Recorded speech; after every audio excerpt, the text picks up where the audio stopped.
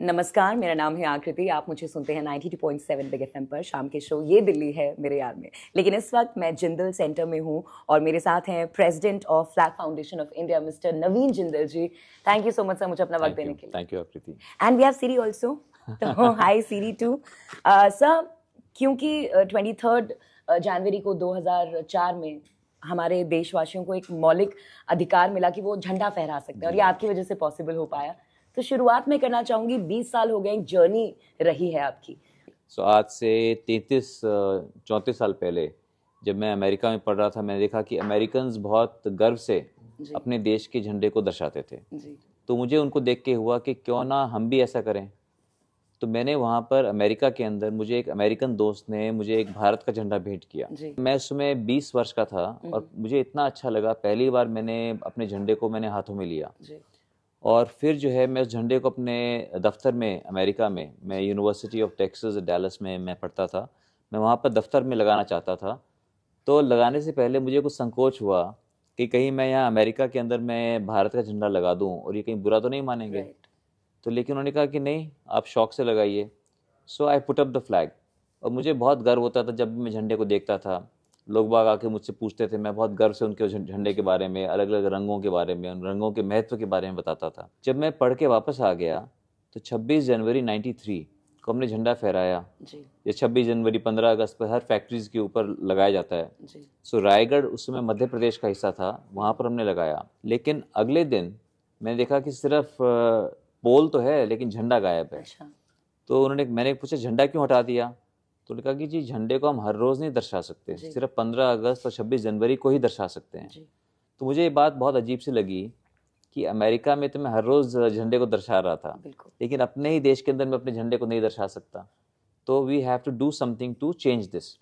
तो उसके बाद एक लंबा संघर्ष और फिर जाकर के पहले दिल्ली हाई कोर्ट में मैं जीता। फिर भारत सरकार जो है कोई ये रास नहीं आया, तो भारत सरकार जो है सुप्रीम कोर्ट में चली गई। सुप्रीम कोर्ट के अंदर 7 साल सुप्रीम कोर्ट में लगे। और लेकिन मैं बहुत आभारी हूँ सुप्रीम कोर्ट का कि सुप्रीम कोर्ट ने एक बहुत ही ऐतिहासिक एक फैसला सुनाया जिसके अंदर झंडा फहराने को वाक और अभिव्यक्ति की स्वतंत्रता का एक अभिन्न अंग माना। कि आप जो है, आपका ये एक संवैधानिक हक है कि हम हर रोज़ अपने देश के सबसे पावन प्रतीक को हम दर्शा सकते हैं। तो मेरे लिए एक सपना एक साकार हुआ था। बहुत खुशी की मेरे लिए ये बात थी कि ये इसमें जीत हासिल हुई।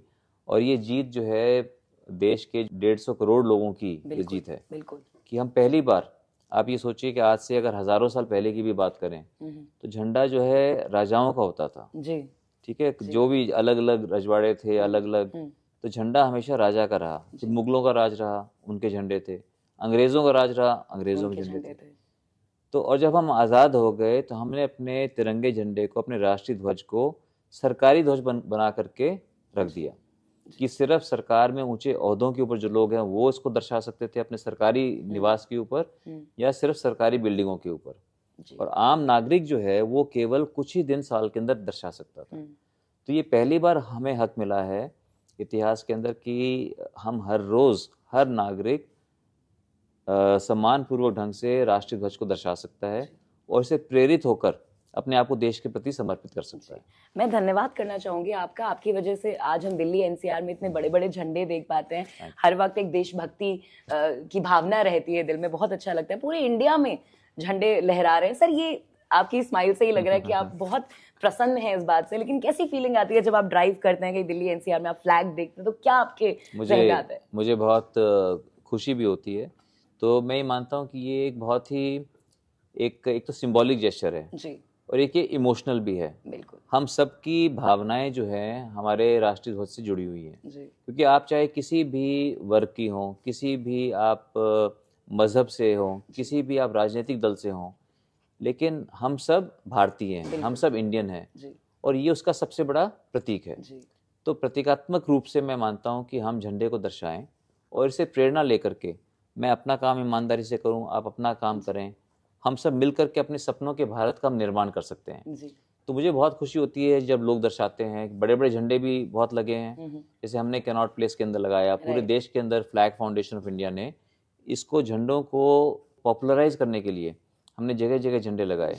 लेकिन उससे भी ज्यादा खुशी होती है कि कोई झोपड़ी के ऊपर भी लोग लगाते हैं, बिल्कुल सर, अपने ठेले के ऊपर भी झंडा लगाते हैं। जी तो वो देख करके कि झंडा जो है, चाहे आप किसी महल में रहते हैं तो भी झंडा आपका है, जी आप किसी झोपड़ी में रहते हैं तो भी झंडा आपका है, आप रेडी चलाते हैं तो भी झंडा आपका है। जी तो सिर्फ मंत्रियों की गाड़ी पे नहीं, कोई अपनी रेडी के ऊपर भी झंडा लगा सकता है। जी तो ये मैं समझता हूँ कि इससे हमारा प्रजातंत्र हमारा मजबूत होता है, हमारा गणतंत्र मजबूत होता है। एक लोगों के अंदर एक भावना आती है, जब वो कोई झंडा दर्शाता है तो वो इसलिए दर्शाता है कि उसे अपने देश के अंदर विश्वास है, जी और वो अपने मजहब से ऊपर उठकर, राजनीतिक दल से ऊपर उठकर सिर्फ यही दिखाता है कि वो देश के लिए कुछ भी कर सकता है। जी। और फ्लैग्स क्योंकि आपके बेहद करीब रहे हैं, क्योंकि आपने इस चीज़ की शुरुआत करी, तो सर जब आप हमारे हिंदुस्तान के झंडे को देखते हैं तो क्या मन में आपके आता है, क्या आपको अच्छा लगता है, वो मैं आपसे जानना चाहूँगी। देखिए, मैं समझता हूँ झंडा हमेशा हमें देश के प्रति अपने कर्तव्यों की याद दिलाता है, बिल्कुल, और ये याद दिलाता है कि ये झंडा होना, ये कोई, इसके लिए बहुत से लाखों लोगों ने अपने प्राणों की आहुति दी जी हमारे देश को आज़ाद कराने के लिए, जी हमारे देश को एक गणतंत्र घोषित करने के लिए। और आज जो भी देश के अंदर विकास हुआ है, इसमें बहुत से लोगों का, इसमें करोड़ों करोड़ों लोगों का इसके अंदर योगदान है। जी बिल्कुल, तो उन सभी लोगों की बलिदानियों का, योगदान का समावेश जो है, मैं समझता हूँ वो राष्ट्रीय ध्वज में है। और राष्ट्रीय ध्वज वो राष्ट्र में है, लेकिन राष्ट्रीय ध्वज क्योंकि राष्ट्र का एक प्रतीक है, जी इसलिए मैं कह रहा हूँ कि राष्ट्रीय ध्वज में है, और हम सब की भावनाएं जुड़ी हुई हैं, और ये एक प्रतीकात्मक चिन्ह है।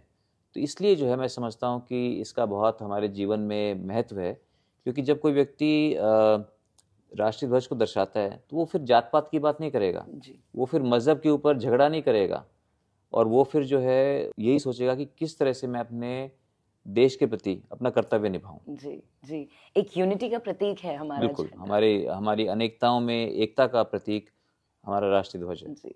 और क्योंकि 26 जनवरी बस आने वाली है, आज जब मैं ड्राइव करके यहाँ पे पहुंची हूँ, हर जगह झंडा लहरा रहा है, लोग अपनी गाड़ियों में लगा रहे हैं, घर में लगा रहे हैं। सर आपकी क्या तैयारी है, गणतंत्र दिवस आ रहा है तो क्या? तो देखिए, मैं ये मानता हूँ कि मैं हर रोज़ जी गणतंत्र दिवस सेलिब्रेट करता हूँ, जी हर रोज़ जो है 15 अगस्त सेलिब्रेट करता हूँ। तो हमारी आज़ादी जो है कोई सिर्फ कुछ दिनों को सेलिब्रेट करने की नहीं है। जी मैं मानता हूँ कि हमें हर रोज़ अपना जो है जश्न जो है हमें हर रोज़ मनाना चाहिए, हर रोज़ हमें अपना आभार व्यक्त करना चाहिए बिल्कुल उन लाखों लोगों के लिए, करोड़ों लोगों के लिए, जिन्होंने आज हमें इस लायक बनाया कि हम एक आज़ाद आसमान के नीचे हम सांस ले रहे हैं। तो इसलिए हमारा जो कैंपेन है वो हर दिन हर तिरंगा दिन है, तिरंगा। कि हर दिन जो है हम तिरंगे झंडे को हम दर्शाएं, और इससे हम हर दिन प्रेरित हों। जी, यही मेरा अगला सवाल भी था सर, आपने कह दिया कि जैसे हर घर तिरंगा एक अभियान जी। चला था, एक देशभक्ति, सब मिलकर एक साथ, वो जो कॉन्शियसनेस होती है ना, कलेक्टिव कॉन्शियसनेस, उसकी बात कर रही थी।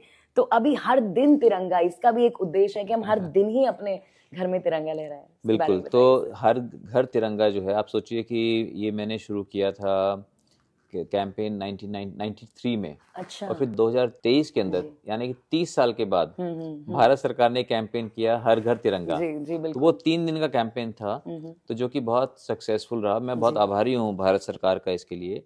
लेकिन मैं सोचता हूँ कि हर घर तिरंगा, हर दिन तिरंगा, जी अगर हर दिन तिरंगा होगा तो वही प्रेरणा जो है हमें हर रोज़ मिलेगी, बिल्कुल। हर रोज़ मिलेगी, और हम सब मिल करके अपना अपना योगदान देंगे, और अपने सपनों के भारत का हम निर्माण कर सकते हैं। क्या बात है सर। सर बहुत अच्छा लगा आपसे Thank बात you. करके, और आगे भी मुलाकात होती रहेगी। और फ्लैग फाउंडेशन ऑफ इंडिया को बहुत बहुत बहुत मुबारकबाद। 20 साल हो चुके हैं इस बात को कि हम अपना झंडा लहरा सकते तो हैं। अब आप देख धन्यवाद। सकते हैं कि आप जो आप बोल रहे बदलाव, जी कि आज से 20 साल पहले कितने झंडे दिखते थे, बिल्कुल। और आज कितने हाँ, झंडे दिखते हैं। कितने झंडे आज दिखते जगह जगह आपको जो है पूरा देश में जो है पूरा सब जगह तिरंगा ही तिरंगा है। किसी क्रिकेट मैच में चले जाएं, कहीं ओलंपिक्स में चले जाएं, इमेजिन भी नहीं कर सकती सर, जीत में वो जो पकड़ के भागते हैं ना, वो नहीं हो पाता। सोचिए हाँ जी, अगर आप ये चीज नहीं करते तो। और चाहे कोई प्रोटेस्ट हो, जी तो प्रोटेस्ट में भी झंडा आगे होता है। तो वो प्रोटेस्ट वाला ये शो करता है भी मैं किसी चीज के लिए प्रोटेस्ट कर रहा हूँ, लेकिन देश में मेरा विश्वास है। जी जी इसलिए हमें उसको भी हमें पॉजिटिव लाइट के अंदर हमें देखना चाहिए। बिल्कुल सर। सर जाते जाते कुछ मेरी ऑडियंस को आप कहना चाहेंगे? मैं ये कहना चाहूँगा कि आप सब भी जो है आप झंडे को दर्शाएं। अपने घर के अंदर भी आप झंडे को लगा सकते हैं। आप इस तरह की लेपल पिन जो है, जैसे मैंने पहन रखी है, ये भी पहन सकते हैं। आप कलाई के ऊपर भी जो है आप इस तरह के बैंड्स आते हैं, तो ये सब जो है मुझे तो अगर नहीं पहनो तो बिना इसके अच्छा नहीं लगता, लेकिन आप घर पे अगर झंडा दर्शाएंगे, घर के अंदर आप दीवार के ऊपर आप झंडे को लगा सकते हैं, आप इस तरह का एक स्टैंड बना के लगा सकते हैं, तो मुझे तो बहुत खूबसूरत भी लगता है, बहुत सुंदर लगता है। और इससे जो है हम सबको एक मन में एक फीलिंग आएगी कि हम अपनी कंट्री के लिए हम काम कर रहे हैं जी। हम किसी सिर्फ कंपनी के लिए नहीं बल्कि अपनी कंट्री के लिए हम काम कर रहे हैं। तो ये एक हमारी इमोशंस इसके साथ जुड़े हुए हैं, हमारा एक सिंबॉलिक जेस्चर भी है। तो इसलिए हम सब मिल करके हम ये प्रण लें कि हम अच्छे नागरिक बनेंगे, मैं अपना काम अच्छे से करूँगा, देश के हितों को आगे रख के करूँगा, अपना काम अच्छे से करेंगे, देश के हितों को आगे रख के करेंगे, तो हम सब मिलकर अपने सपनों के भारत का निर्माण कर सकते हैं। अब जैसे हम गाड़ी चलाते हैं, हम लोगों गाड़ी के अंदर जो है अब झंडा भी लगाते हैं, तो वो जो है हमें ये देखना चाहिए कि हम ज़्यादा हॉर्न ना बजाएं, हम ओवर स्पीडिंग ना करें, हम अपनी लेन के अंदर चलाएं। तो अगर हर व्यक्ति अगर चलाने लग जाएगा, अगर हॉर्न बजाना जो नॉइज़ पोल्यूशन होता है वो बंद हो जाएगा। जो हम कई जगह आग लगा देते हैं, लोग बाग कूड़े में आग लगा देते हैं, अगर हम वो नहीं करेंगे, अपने खेतों के अंदर जो कटने के बाद आग लगा, अगर हर व्यक्ति अगर जागरूक होकर के अपनी जिम्मेदारी निभाएगा तो हम अपने देश को अच्छा कर सकते हैं। दिल्ली को हम प्रदूषण रहित कर सकते हैं, और प्रदूषण नॉइज पोल्यूशन भी और स्मोक पोल्यूशन भी जी। तो इस तरह के जो है छोटी छोटी चीज़ें अगर हम करें तो हम दूसरे से खाली एक्सपेक्ट ना करके खुद से जो है हम शुरुआत करें, तो फिर हम अपने सपनों के भारत का निर्माण कर सकते हैं। धन्यवाद। जय हिंद। 92.7